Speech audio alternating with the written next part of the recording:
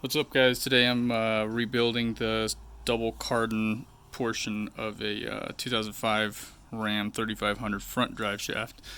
There's a couple different styles of these in this year. This one is, I think, the AM style with the spline flange. So that's could be a little bit different than what you're working with, but the principle of the Double Cardan is pretty much the same on any drive shaft that has it. This is the orientation that it goes in. So you've got your main drive shaft portion here. The centering ball fits on here. There is a grease zerk that you need to use a needle type grease fitting for right here, and that's one that gets neglected a lot, and that causes the centering ball to fail. These drive shafts are pretty notorious for causing a ton of damage if they fail, so there's actually a sticker under the hood of these Dodges indicating to grease this, which as you can tell by this, what I'm about to show you, they didn't do. So basically the centering ball fits on that flange right there. It's got a little spring that goes inside of it, and that other end fits into this. There's a cup right here that the ball fits in. Now obviously this one's chewed up because I had to grind it to get it out of there, but the ball fits in there. It's got needle bearings that fit around this shaft, and then it fits into here. What that does is it basically keeps the Double Cardan centered, and that way if there's a little bit of slop in the U-joints, it doesn't move to one side and cause vibrations. Basically what I have done so far is just cleaned all the surfaces up. You can see there's a little bit of like prying or something on there, so I hit it with some sandpaper on a piece of glass to true up that surface.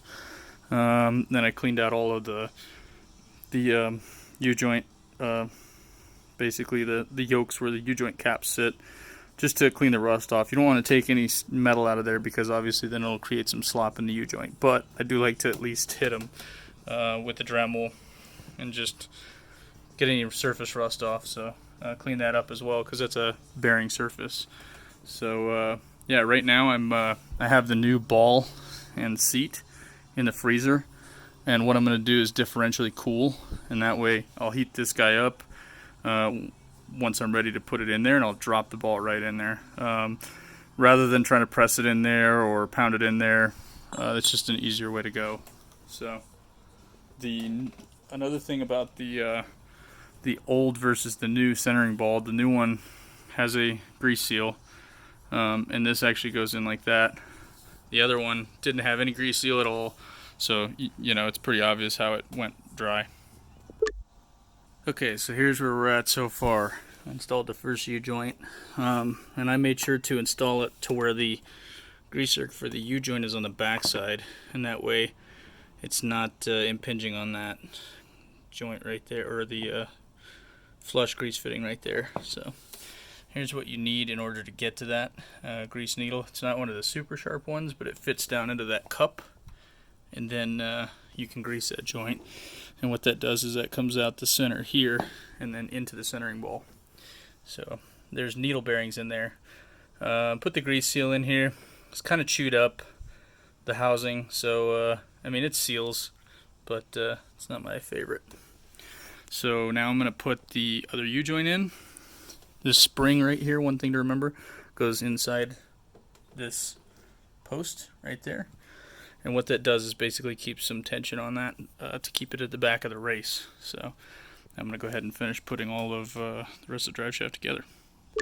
Just for a tip while installing this U-joint, what I do is I usually hold some tension against the cap, so pushing this way just with my fingers as I tap this side in with the hammer. What that does is that keeps all of these needle bearings in place because they're up against the bar, the crossbar of the U-joint. If you were to let this come out, then potentially what will happen is these guys will come out of the race because you're hammering on them and they get shock loaded, and then they'll fall down to the bottom there, and if you don't realize it in time, you'll keep hammering it in there and it will be stuck at the end of the U-joint and it'll destroy that bearing, so basically destroy the U-joint. That's just one of the tips that I find helpful when I'm pushing it in there.